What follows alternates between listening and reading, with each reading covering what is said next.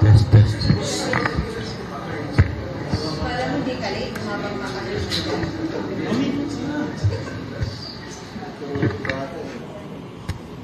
Puro lang naman sa kapwa at hindi ko siya ito sa akin. May bata dito.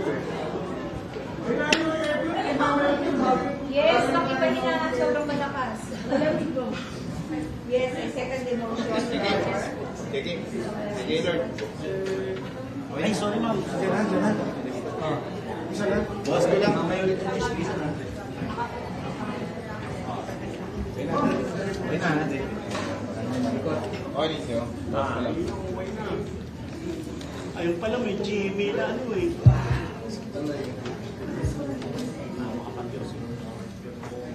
Papagay, ibigay mo na sa kanya pagkatapos ng aming papagay. May ginagawa. Pumasok pa ako ng mas. Ito mo gabi. Hindi ako nakatakin niya na. Nasabi na sa akin. Ay, bawal. Bawal. Sobre tayo. Nakakawag lang sa Alberto na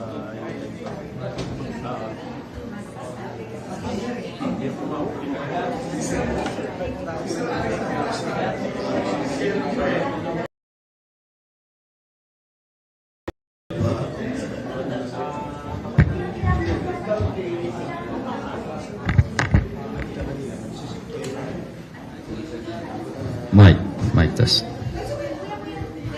Mic test, 1, 2, 3.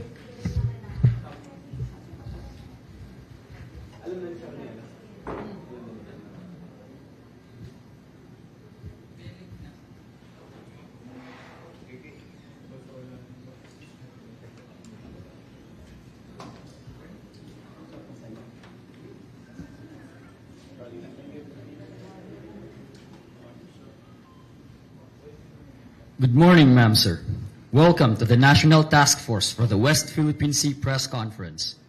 Joining us today are Assistant Director General Cornelio H. Valencia Jr., Spokesperson of the National Security Council of the Philippines, Undersecretary Alexander S. Lopez of the National Maritime Council, Deputy Assistant Secretary Rogelio Villanueva Jr., Department of Foreign Affairs Spokesperson for Maritime Affairs, Rear Admiral Roy Vincent T. Trinidad, Philippine Navy, retired, reserve, AFP spokesperson for the West Philippine Sea, and Rear Admiral J.T. Tariela, Philippine Coast Guard, PCG spokesperson for the West Philippine Sea.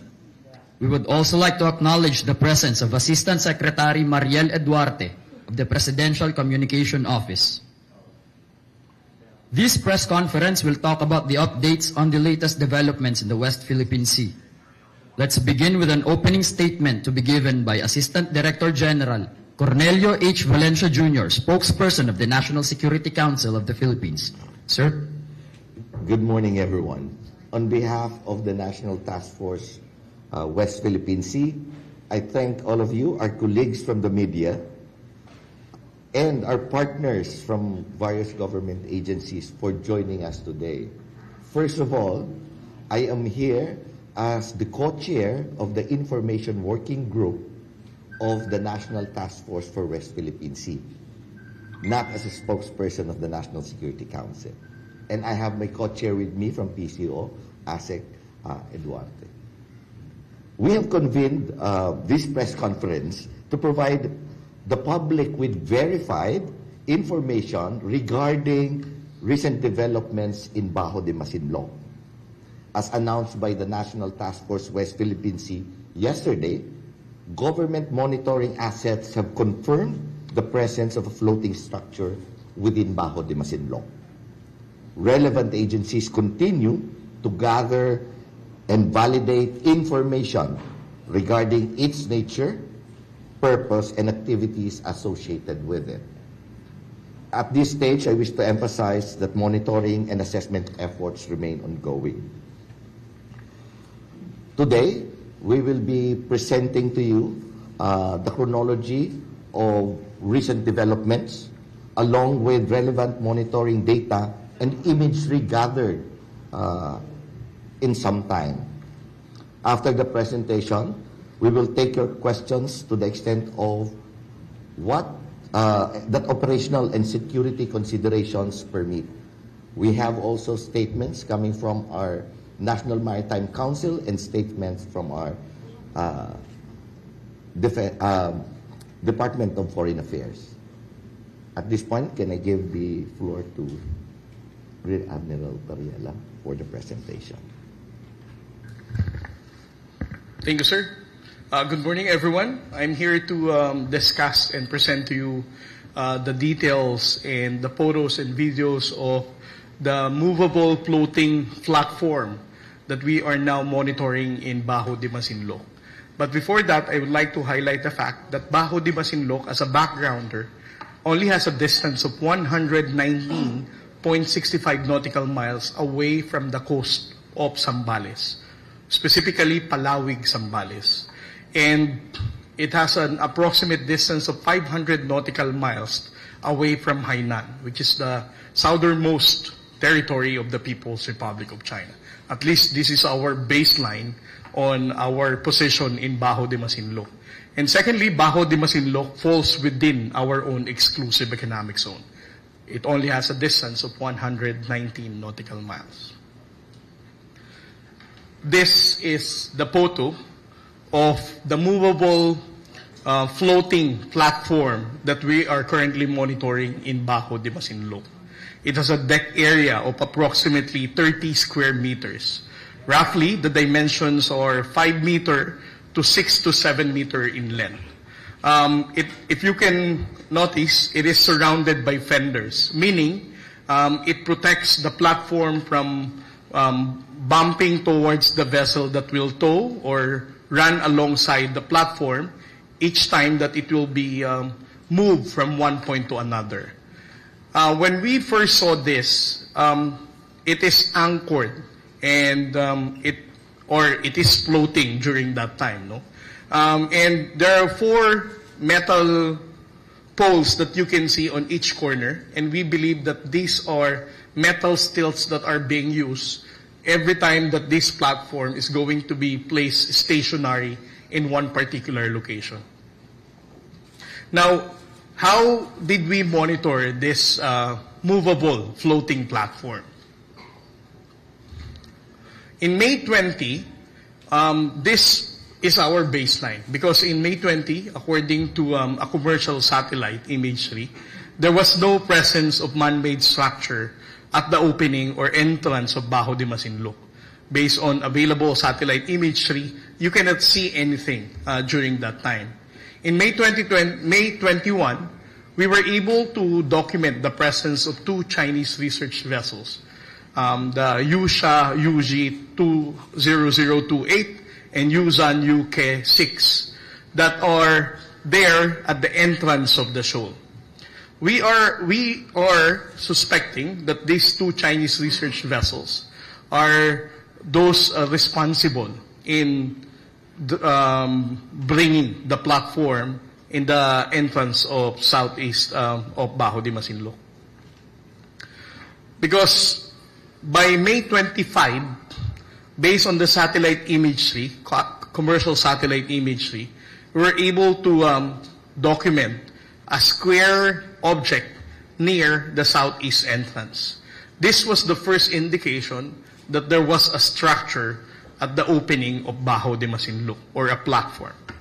By May 26, the Bureau of Fisheries and Aquatic Resources conducted an MDA routine flight in Bajo de Masinloc. And this was the first photo that was given to us and gathered by the national government. By May 28, the Philippine Coast Guard did another MDA flight, and we did low altitude flight to make sure that we can be able to capture and document this movable platform. And while we were doing an MDA flight, a PLA Navy helicopter also intercepted or tried to harass the Philippine Coast Guard aircraft in May 28. And the MDA flight became a daily routine for the Philippine Coast Guard. The intention of Admiral Lonnie Hilgavan is to document the development that are being conducted by the People's Republic of China since we documented the presence of this movable platform. By May 29, we did another MDA flight, and we once again documented the presence of these two Chinese research vessels that we first saw in last May 25 through the satellite imagery. And we saw another buoy at the northern part of the shoal. By May 30, we did another MDA flight, and we documented the presence of 6 personnel, 6 Chinese national standing on the deck of the movable platform. And at the same time, we also documented a Chinese rubber boat installing an antenna in one of the rocks near the entrance of Bajo de Masinloc. In this particular MDA flight, we were not just harassed by a PLA Navy helicopter. The Chinese government decided to send a fighter jet to harass and bully the Philippine Coast Guard aircraft while we are conducting this routine MDA flight. By May 31, through the assets of the Armed Forces of the Philippines, the Bureau of Fisheries and Aquatic Resources, and the Philippine Coast Guard, we were able to come up this MDA path covering the entire shoal of Bajo de Masinloc. We would like to confirm whether there are other antenna or buoys that were installed and whether the movable platform is already moving to other locations. And on May 31, we were able to observe 4 significant changes. The first one is that we saw an unidentified floating object, like a container drum, this one. And then the second one, we also documented a possible antenna structure on the southern part of the opening. And then we also noticed that the movable platform left from the opening of Bajo de Masinloc, from the entrance, moving inside the shoal. And it is supported by 2 service boats of the People's Republic of China. And it is we think that they are like 12 to 15 Chinese personnel who are on board these service boats and the platform while they were doing the intention to move the platform from the entrance inside the shoal. At the same time, we also saw an additional floating buoy on the northern part of Bajo de Masinloc. So, not just from the Philippine Coast Guard, but even the Armed Forces of the Philippines and BFAR confirmed that all of this 4 were also documented on that particular day. And on May 30, a day after that, these are the 2 things that we monitored. The floating buoy also up north, and the antenna that they installed on the rock at the south entrance. And of course, you can remember that these 2 buoys, with the media who joined our MDA flights before, these buoys were installed as early as October 2025. Now, once again, I would like to reiterate that Bajo de Masinloc only has a distance of 119 nautical miles from Palawig, Zambales, while it has an approximate distance of 500 nautical miles away from Hainan, the People's Republic of China. Thank you. At this point, I will give the floor to Yusek Alexander S. Lopez of the National Maritime Council. Thank you very much, ADG Valencia. Well, first of all, I'd like to stress that the National Maritime Council,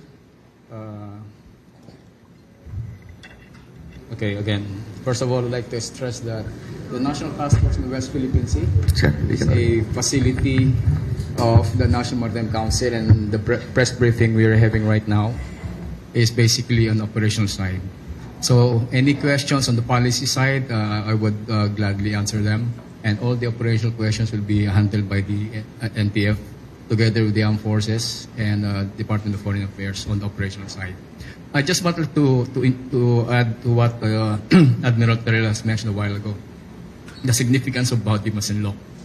As per UNCLOS, basically the coastal state exercises sovereignty and sovereign rights over its area. The basis of which is the 200 nautical mile exclusive economic zone. Bajo de Masinloc is well within the Philippines exclusive economic zone, as against the southernmost territory of China, which is Hainan, which is more than 500 nautical miles. So in short, whatever they do here, activities are all deemed unauthorized and illegal. And what Admiral Perelas shown a while ago, activities at Bajo de Masinloc are all unauthorized. Thank you. Thank you very much, sir. At this point, we will be having the statement from the Department of Foreign Affairs with Deputy ASEC Bong Villanueva, Jr. Thank you, ADG Valencia. Magandang umaga po. I will now read the statement of the Department of Foreign Affairs. The Department of Foreign Affairs expresses its concern over the presence of a semi-permanent floating platform and structures within and in the vicinity of Bajo de Masinloc. The Philippines has indivisible, incontrovertible, and long-standing sovereignty over Bajo de Masinloc. The Philippines has exercised continuous, uninterrupted sovereignty and jurisdiction over Bajo de Masinloc, as demonstrated by detailed surveys, official government correspondences, and consistent acts of administration that have gone uninterrupted for centuries. Only the Philippines has the right to place or construct structures and conduct activities in Bajo de Masinloc. The continued presence of the semi-permanent floating platform without consent or authorization is not only a violation of the sovereignty and jurisdiction of the Philippines, but is also inconsistent with international law, particularly the 1982 United Nations Convention on the Law of the Sea, or UNCLOS, and the 2016 award in the South China Sea arbitration. Their presence is a clear violation of China's commitments under the 2002 Declaration of Conduct of Parties in the South China Sea. We therefore urge China to withdraw and remove the platform and structures from Bajo de Masinloc, cease similar actions that violate Philippine sovereignty and sovereign rights in and within the vicinity of Bajo de Masinloc, and comply with its obligations under international law, particularly UNCLOS and the 2016 award in the South China Sea arbitration. To this end, the Philippines has undertaken the appropriate diplomatic action, including several démarches and a diplomatic protest to the People's Republic of China. The Department will continue to assert the Philippines' sovereignty, sovereign rights, and jurisdiction in the West Philippine Sea, and champion the Philippines' legitimate rights and interests in the maritime domain. Thank you. Thank you very much, Bong. At this point, I will give the floor to Rear Admiral J. Tariela. We're now going to open the floor for questions. Please raise your hand, introduce your name, and of course the news outlet that you belong to. Miss Instructor ko si Ma'am sa PMA. Power sa teacher. Good morning, mga sir. I'm Maricel Abdurrahman from GMA News. How do you see this action of China now? Kasi we believe, ito po yung first time na gumawa sila ng gantong construction that we understand is moving and floating. Tama po ba, General Tariela? First, ito sa Bajo de Masinloc. As far as NTF, WPS is concerned, first recorded nyo pa ito na merong instruction doon? Your question, ma'am, is whether this is the first time? Yes, opo. Yes, this is the first time that we documented a movable platform that was placed in Bajo de Masinloc. So how do you see it? Like ano bang nakikita niyo dito sa ginawang ito ng China? I would like to refer the question to Yusek Lopez of the National Maritime Council, sir.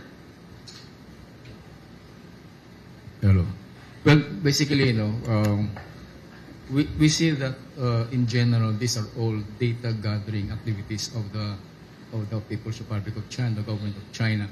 And for whatever it's worth, it is part of our continuing effort, monitoring and seeing what are being developed there, and that will be the basis of our forthcoming appropriate actions. Do you also this, sir, as parang there's strong claim in that territory? Because we know they've been doing research in the area, but, having this floating construction there or structures, do you see this also as their way of asserting their claim in the area? No. Again, I have mentioned a while ago, the basis of all of these things, legal basis, is the UNCLOS. And that's why in our context a while ago, we have mentioned the significance of where Bajo de Masinloc is. It's well within Philippines' exclusive economic zone and well beyond China's exclusive economic zone. So whatever they do in Bajo de Masinloc and other areas of the West Philippine Sea are all deemed unauthorized and illegal. Yes, we understand that, sir. So ito ay pure research lang ang kanilang Ma'am, last purpose na doon. yan. Opo, last na po. Sorry, Follow sir. up. So yun lang po ang nakikita ninyo, Yusek Lopez. It's just research and this is not their way of asserting their claim in the territory. Well, again, forthcoming activities will be properly assessed. Okay, promise last, isa na to. Sir, we understand the diplomatic protests that we have been doing against China, pero you mentioned that this is clearly ours, di ba? Within the Philippine territory. What other moves have you done? Like, hindi ba natin sila pwedeng tabuyin kung clearly they are inside our territory? I mean, we understand the diplomatic protests, pero may ginawa tayong way at least to yung ginagawa usually ng Coast Guard, Rear Admiral Tariela, yung itaboy sila kasi nasa loob nga sila ng teritoryo. Did we do that this time? I can only speak for the Philippine Coast Guard, and then later I'm going to pass the floor to Admiral Trinidad also to discuss the armed forces of the Philippines. The Commandant of the Philippine Coast Guard, Admiral Loni Hilgavan, as part of his commitment to the President and of course the Filipino people, is that we are still consistently carrying out routine maritime domain awareness flight over Bajo de Masinloc and challenging the presence of the Chinese government, whether in the form of the Chinese research vessels or China Coast Guard. At the same time, in addition to that, we're also continuously conducting sovereignty patrols, challenging the presence of the Chinese government. Admiral Trinidad, sir. Yes, thank you, Jay. Thanks, sir. Thanks, sir. Hello.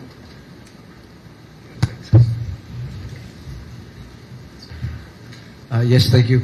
From the side of the AFP, for this year, for the month of May and June, the AFP has conducted a total of 42 maritime patrols consisting of 35 by sea and 7 by air over the Northern Luzon Command area of responsibility. Likewise, for the year 2026, we have conducted 6 NMCAs, BMCAs, 3 multilateral, and 3 bilateral. These were also within the area. 3 of these were within the area of Northern Luzon Command.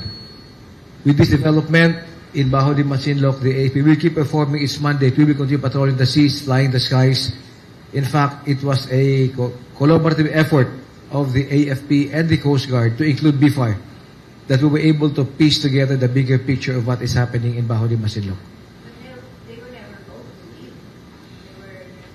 Of course, ma'am, they are always challenged, and they were yes. Challenging them is, of course, equivalent to driving them away. Next, yes. China announced last year that it would establish a nature reserve in Scarborough Shoal. How do you see, or how do you view the connection between this structure and that plan to establish a nature reserve? Question number 2, there was no previous, was there any previous structure or anything that you monitored in Scarborough Shoal maybe 3 years ago, or is this the very first time that we saw something inside the shoal? I think the mere fact that we do not recognize the nature reserve of the People's Republic of China, we don't want to respond to that question because it is something that we do not recognize, no? Secondly, as to their intention, that would still be speculative. The objective of our press conference is just to present the facts. Thank you. Follow-up.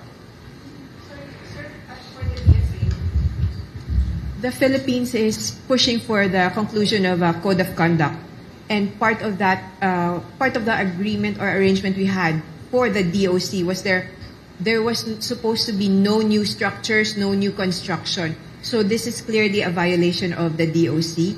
And in that line, will we still push for a COC when clearly the DOC does not work or is not being followed by China?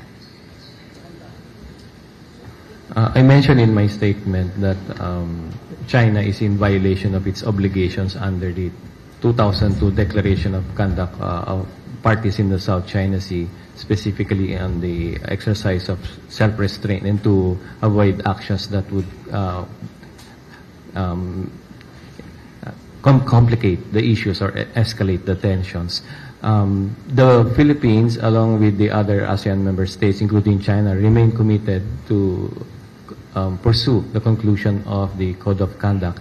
We have all the more reason now to make sure that we continue the momentum in concluding and negotiating the conclusion of the Code of Conduct as agreed in the 2023 guidelines. Now we have all the more reason to pursue the COC.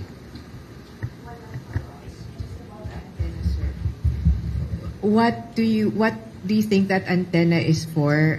What could be the use for an antenna in the middle of Scarborough Shoal? We do not want to speculate as to the objective of all these things that they have placed in Bajo de Masinloc.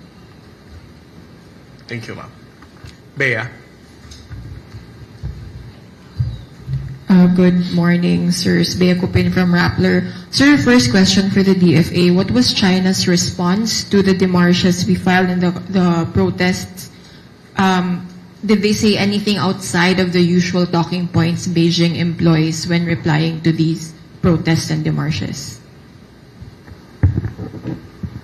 We continue to maintain open lines of communication. So as to the detail of the responses, I am unable to divulge any of these details at this time. But we remain ready to communicate with the People's Republic of China. So the details I am unable to provide at this time. Thank you. So just a follow-up to that and to add to Jonah's question earlier, I understand we are still committed, obviously, as ASEAN and as the Philippines to COC negotiations. But how does this affect, if it does in any way, talks to conclude a COC? Because after all, if this is in fact scientific research, is this not them asserting sovereignty or at the very least sovereign rights over Bajo de Masinloc, again, as you was pointed out, in violation of the DOC? We certainly hope that it will not affect the ongoing negotiations for the COC, but the effect is still speculative at this time because we do not know the complete details yet, the intention and the other operational details which have yet to be ascertained by our security agencies. So that's it. Thank you.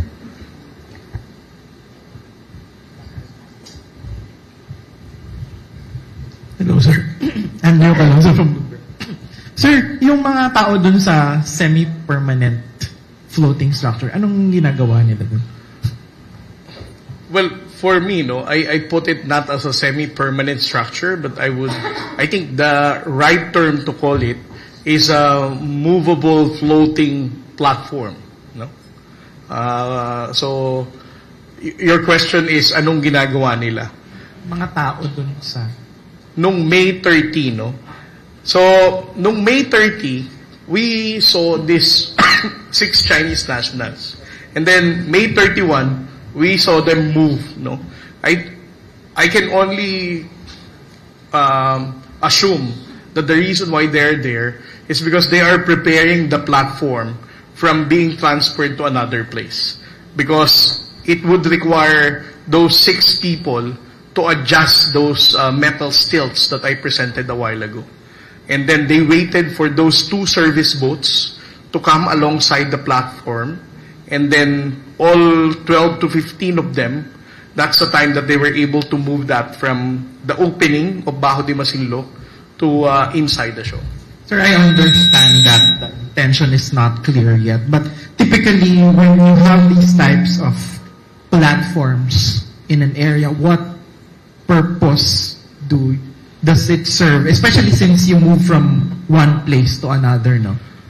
Well, this is just something that I have in mind, no? Because if we were going to look at the chronological order of events, we can assume that the vessels that brought them there are actually Chinese research vessels. And until now, as we speak, there are still 2 Chinese research vessels that we are still monitoring inside Bajo de Masinloc.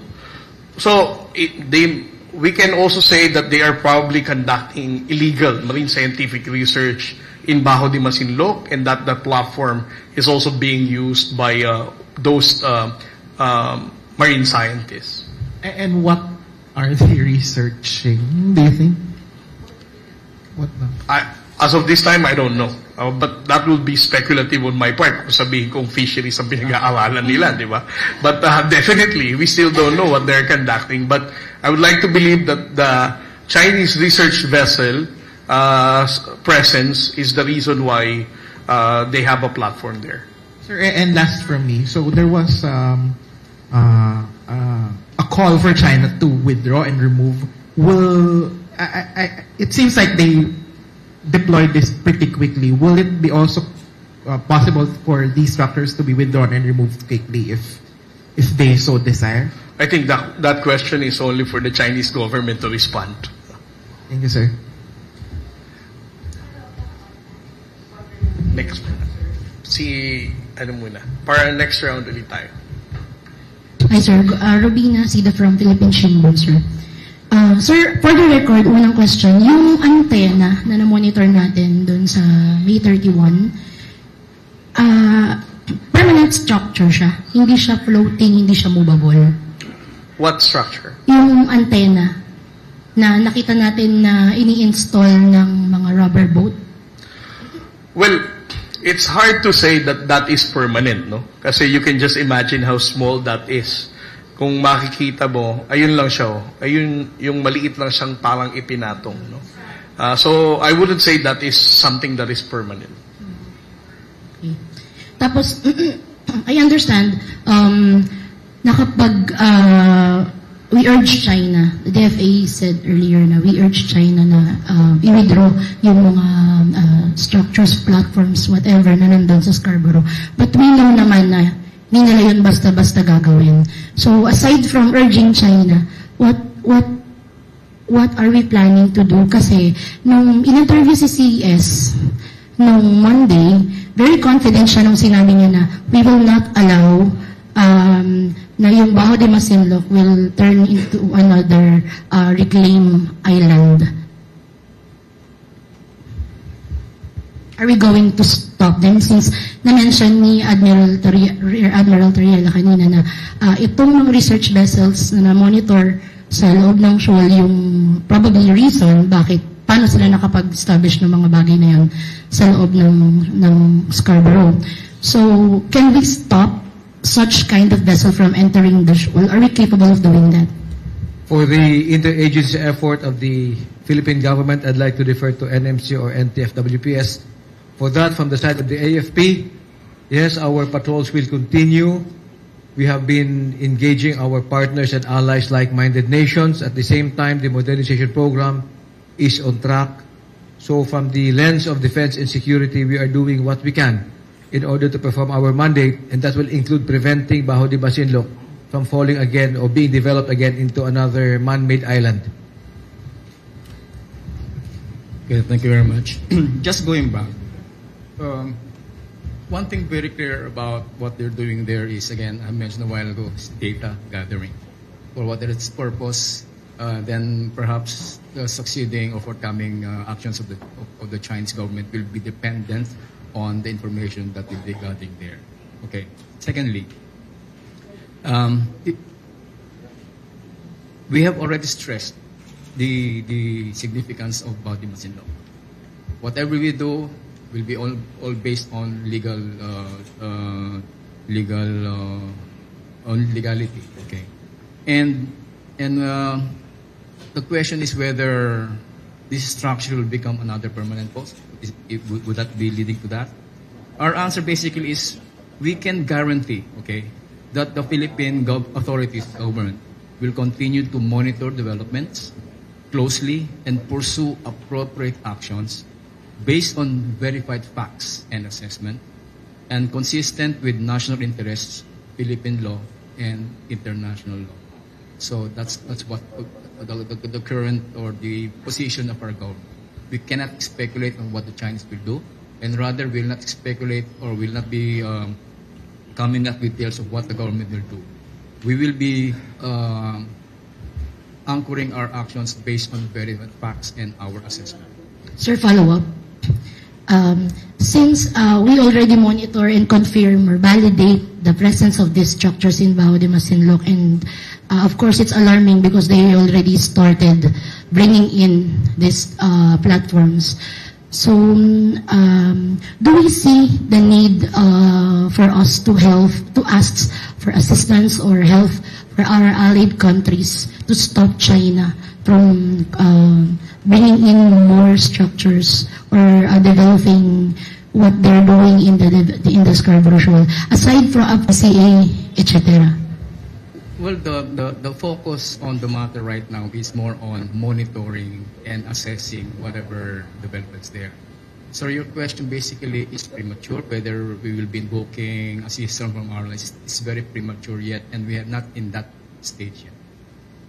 It's basically an internal matter for us. So there's no need for us to do that yet? Yes, there's no need. Thank you, sir. Ma'am. Hi, good morning from Kyoto News. For Yusek Lopez, as you've mentioned, sir, can we categorically describe it as a data gathering object? Is it correct to say that it is? Yeah, based on our monitoring and assessment, based on the activities being done, we are quite sure that these are all data gathering. But we're not sure whether what kind of data they're trying to collect. Is that right? Yeah, we're not, again, that's speculative. The only entity that would confirm is China. So again, that will be part of our monitoring, that will be part of our close, rest assured that we are on top of it. But sir, let me just rephrase, no? Baka ma-misconstrue ng mga tao yung no? I think in a broad stroke, what Yusek Lopez is mentioning is that it basically falls within marine scientific research, no?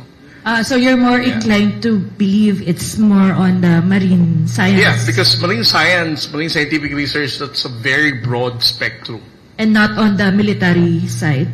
Is that the mere fact that what we are seeing there are all Chinese research vessels, and there are no presence of PLA Navy vessels there, I would like to put it that way. I think this is still a civilian, illegal MSR that is being conducted. But more on civilian, I mean, yes. based on what we see. Yes. But would you describe the structure, sir, as something sophisticated? Would you? I understand we can only see it from the top, but is it something, the sophisticated po ba yung structure? I'm not sure. Well, looking at it, I don't want to say that these are very sophisticated military hardware, especially the one that they put on the top of rack, no? Parang hindi naman siguro. Got it, sir. Sir, last na, are you planning to approach it by sea? Kasi so far, we've monitored from the top. But I think those are operational details. Patrick. Sir, yun nga po, ayaw pa nating mag-speculate kung ano po yung purpose po nung object na yan. Pero just to reiterate, tama po red line po kapag magkaroon nga po ng reclamation or construction over Scarborough Shoal. NMC, sir. Again, all our actions will be dependent on whatever information that will be gathered on the ground. and proper assessments conducted by concerned agencies of government. Yes, pero sir, yun nga po, sakaling, kapag Well, may again, reclamation. Patrick, that is speculative. I would not even try to delve on that question. Thank you very much. Sir, nasabi rin kasi ni General Browner, yun nga po yung tanong din ni kanina, na may mga partner nations and allies na nga rin pong nagtanong about this po. In what any way po can they help us about this nga po in terms of siguro monitoring or yung future response nga po? Again, I have mentioned a while ago, at this stage, it's still internal to us, and we would like to have it as it is. And whether we will be invoking our other treaty allies or like-minded partners, again, at this time, is premature. And we'll cross the bridge when we get there. Thank you, sir. Sir, aside sa research vessels, wala namang dredging vessel na monitored po within the area? No, there are no dredging vessels. At least for the record, I can tell you that there are no dredging vessels that we monitored in Bajo de Masinloc. Thank you, sir.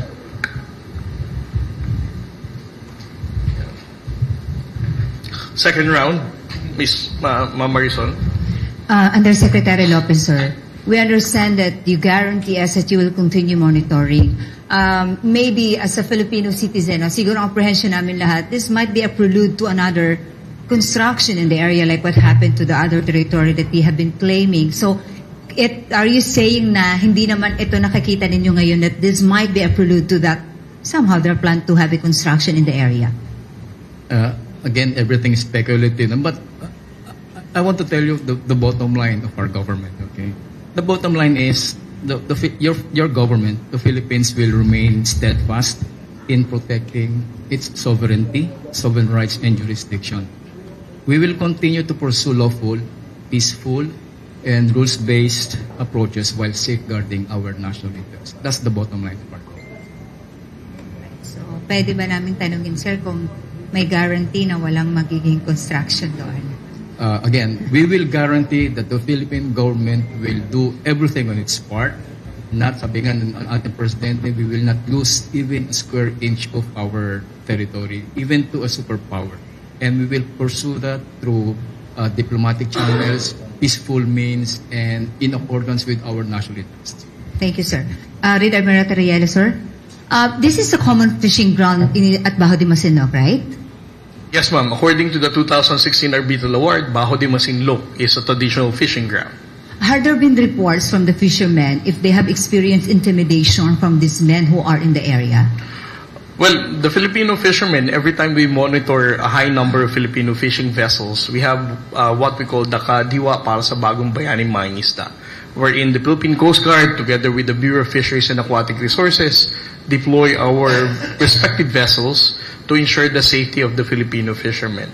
As of this time, we haven't heard any reports from Filipino fishermen that they're being harassed or they were intimidated by these people who are there inside Bajo de Masinloc. So as we speak now, pwede ba nating sabihin na business as usual sila doon? So yung mga fishermen, nakakapangisda sila doon ng malaya without any intimidation, apprehension, or ano man po?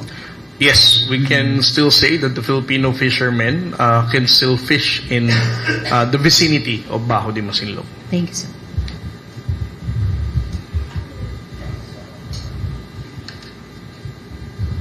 Good morning again, sir.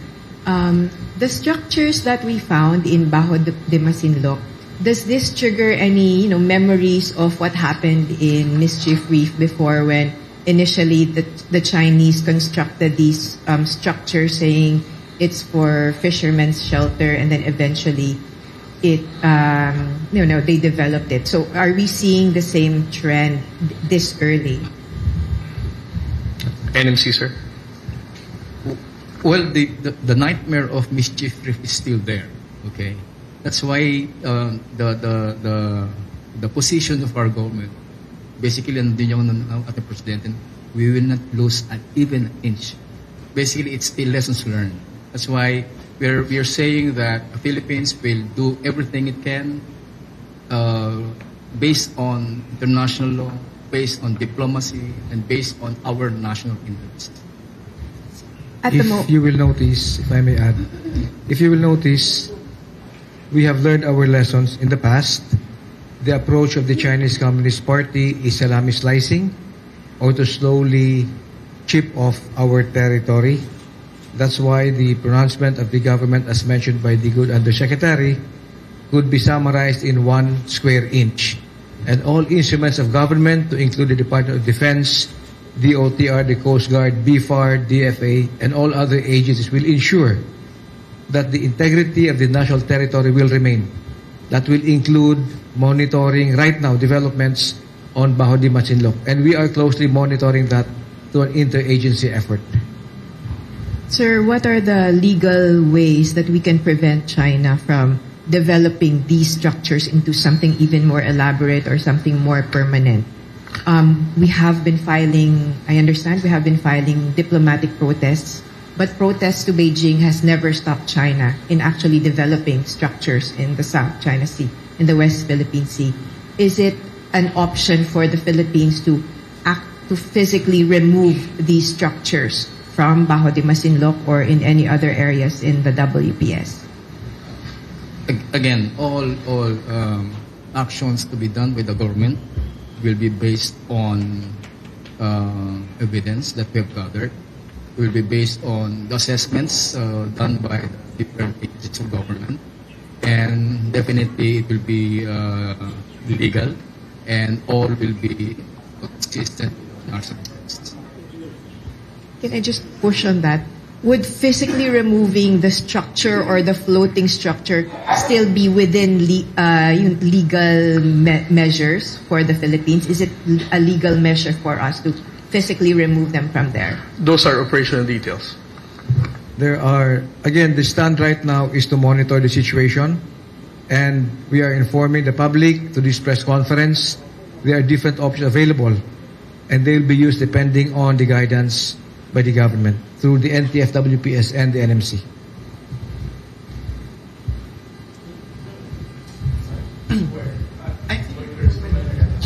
Morning, I'm Nestor Corrales from Reuters. It was mentioned earlier if you view this as a red line, but do you view this now as an escalation by China, the presence of the new structure in Scarborough? DFA, sir.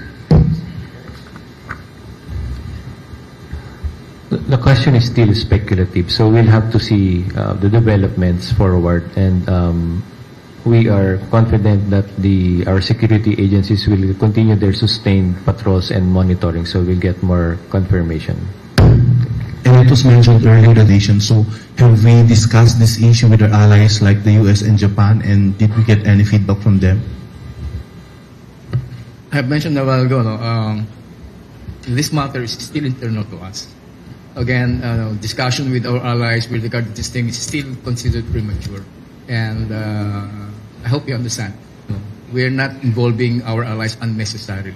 We will be involving them when the time comes, and when assessed especially by the National Security Council. That's beyond the National Maritime Council.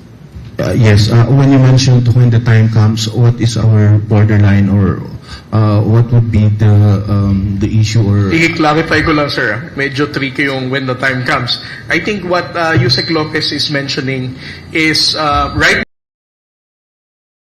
to the public the presence of this movable platform. We can now hear from our allies their statements of support, and perhaps calling out China about these unlawful activities. I think that the time comes is what Yusek Lopez is mentioning. Thank you.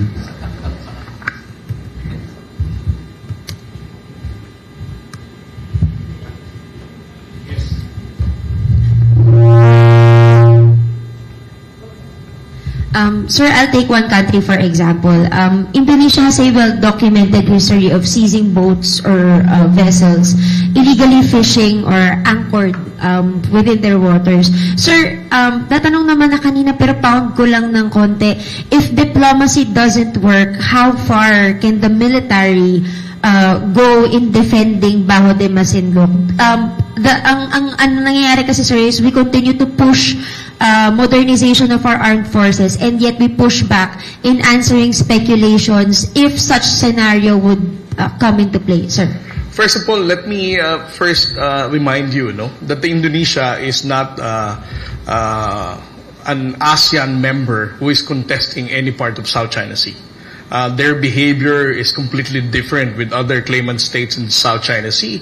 It is understandable because they don't have any dispute with other Southeast Asian countries. Just for context. The statement is speculative if diplomacy fails. Rest assured, in any event, whether any situation, the AFP has the appropriate contingency plans in place for any situation. And these plans are continuously being updated and exercised.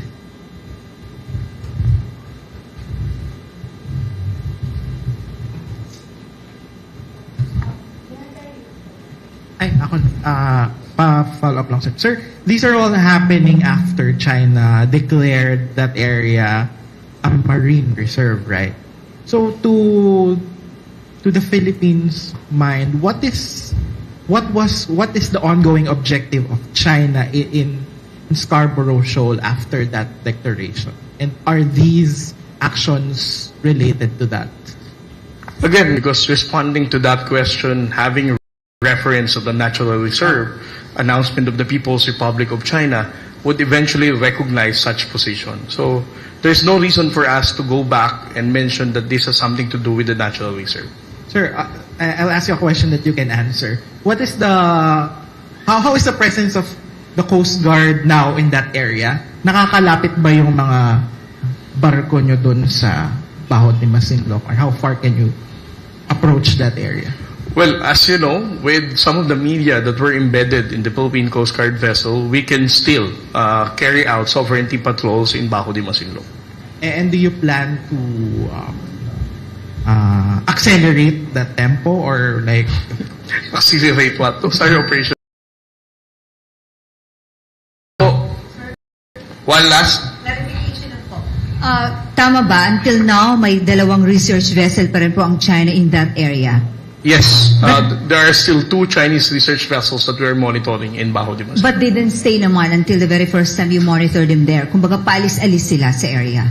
Yes. Alright. Wala nang ibang dinagdag na anything, Janet Ariela?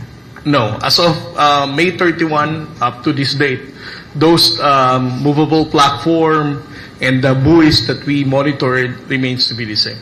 Have you monitored, sir, kung nagpapalitan ng tao yung 6 na yun na nakita sa platform? Did they have that activity? May mga ganun or other movement that you have noticed? Well, the only... babalikan ko lang ulit yung sinagot ko, ma'am, no? Na-monitor lang natin na may tao sa platform every time.